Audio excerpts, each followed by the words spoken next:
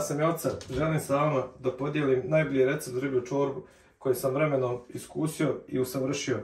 Za riblju čorbu potrebno je da stavite u veći lonac ulje da se zagrije.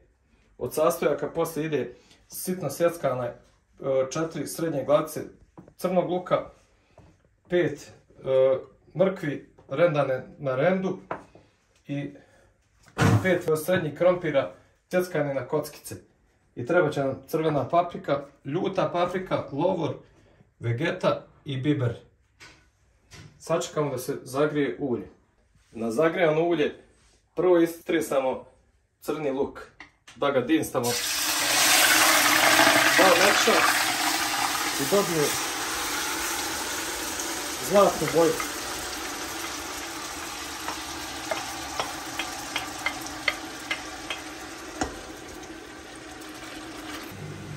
Evo vidite, kad je luk postao staklast, nakon nekih 5 do 10 minuta dinstanja luka dodajemo mrkvu, sitno narendanu.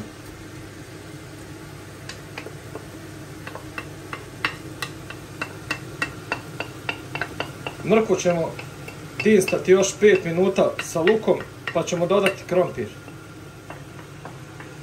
A treba vam biti pored šporeta i voda koju ćete podlijevati da ne zagori.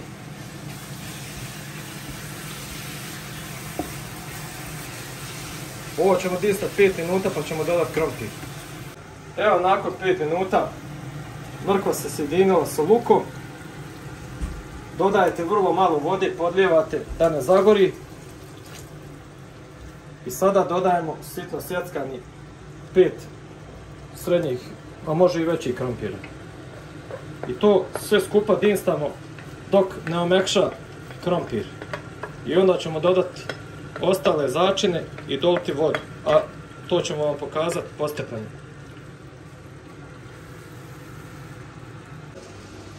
Nakon 15 minuta dinstanja, evo vidite kako izgleda. Malo je para pa se slabije vidi. Dodajemo, zaboravio sam reći, 5 čena bijelog luka isjeckanog sitnije ovako. Dodajemo bijeli luk.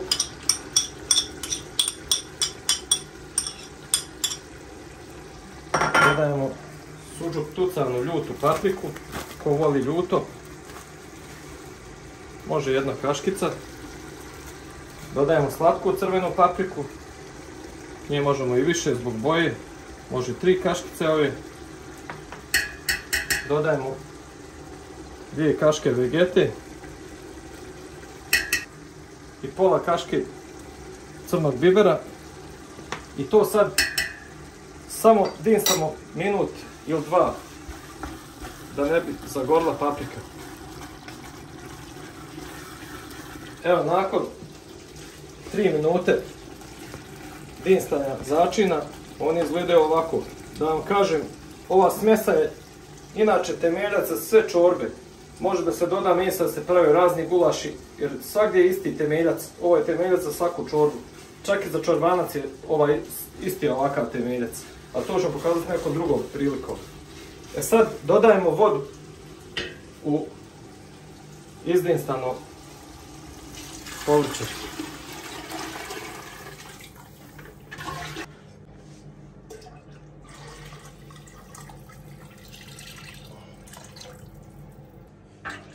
Evo vidite, nasuli smo vode, zavisi od veličine vaše šerpe. Ovo je jedan od većih lanaca za otprilike 5 prsta do vrha, da može lagano da kuva. E sad dodajemo odmah listove lovora.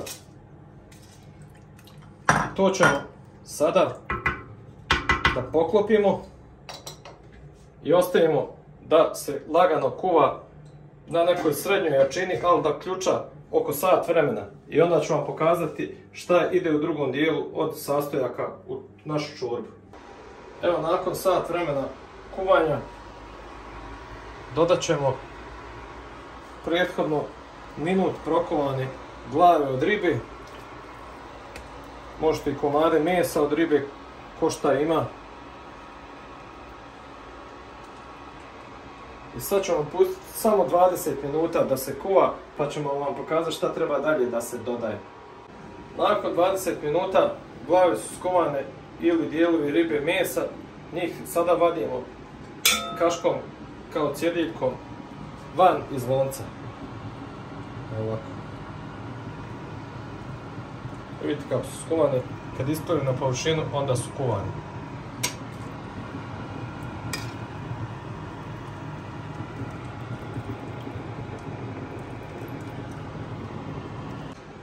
Nakon što smo izvadili skuvanu ribu iz čorbe, sad opet možemo da pojačamo čorbu da kuva. Ovdje smo razmutili u hladnoj vodi 2 fanta za riblju čorbu. To je razmućeno. Možete razmutiti, stoji 10 minuta kao ja. I dodat ćemo paradajz sos u čorbu.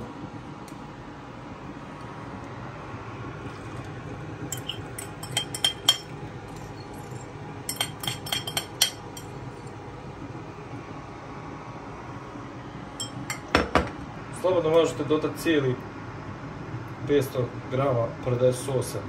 I sad ćemo pustiti da kuva 15 minuta i na kraju ćemo dodati riblje iznutrice, možete dodati ikru, možete riblju iznutricu, a ja ću dodati samo malo riblje iznutrice i to ću vam sve pokazati u videu. I dodat ćemo samo na samom kraju kad treba da se isključi peršun, svježi peršun list. Eto, sad. Evo, nakon što je fant i ona smjesa prethodna kuvala 20 minuta, dodajemo riblju iznutricu. Možete dodati ikre, možete dodati koliko god hoćete iznutrice od ribe. I dodat ćemo, možete postnu taranu, ako pravite postni paprikaš, a možete i običnu taranu. Dodat ćemo, ja ovdje imam pola kese i dodat ćemo još otprilike ide cijela ova jedna kesa od pola kili. Da bi dobro na gustoći i na ljepšem sastavu čorbi. I sad nam ostaje, nakon tarana treba da kuva 15 minuta, da omekša, da se zgusne i na kraju se dodaje samo svježi peršun. To će vam biti prikazano na videu. To ide pred sami kraj čorbi. Evo vidite, pošto je se tarana skuvala, to najbolje da probate kad omekša, onda je skuvana 100%. Solite po potrebi, probate da li je slano, da li je ljuto. Na kraju možete dodati kaškicu kajanskog bibera ako volite da vam je baš ljut paprikaš. Moj je dovoljno ljut od sužuk tucane paprike. Sad stavljam na kraj svježi peršun.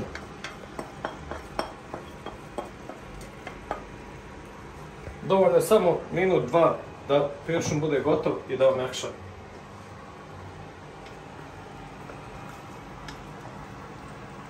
Ako vam se svidio ovaj video, imate ispod videa moj link, zapratite me, to je moj kanal na kojem će biti još raznih objava, a bit će i nekih majstorskih stvari, vrlo korisnih, da vidite kako se šta radi i to.